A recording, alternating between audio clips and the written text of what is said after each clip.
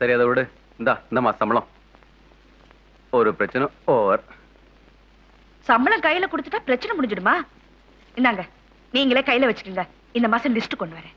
என்ன லிஸ்ட் கிஸ்ட்னு பயமுறுத்துறா? இந்தாங்க, லிஸ்ட பார்த்துட்டு நீங்களே பணம் கொடுங்க. அப்புறம் காய்ச்சி மூச்சுனா சத்தம் போடாதீங்க.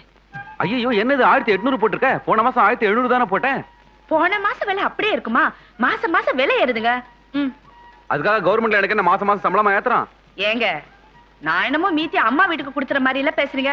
பட்ஜெட்ல இருக்கிறத கொடுத்தா கொடுங்க, இல்லன்னா இந்தாங்க நீங்களே குடும்பத்தை பாத்துங்க. எனக்கு தெரியும். என்ன நீ பெருசா பட்ஜெட் மிரட்டுற? கவர்மெண்ட்ல வேலை செய்யற எனக்கு பட்ஜெட்னா என்னன்னு தெரியாதா? குடிப்படி. வீட்டு வாடகை 400, அரிசி 300, மளிகை சாமான் 300. என்ன இது? அரிசி 300 நீங்க போட்டிருக்க, திருப்பி அரிசி 100 நீங்க போட்டிருக்க. பட்ஜெட் உதைக்குதுன்னா ஏன் உதைக்காது? ஒன்னு இட்லி அரிசி, ஒன்னு சாப்பாட்டு அரிசி.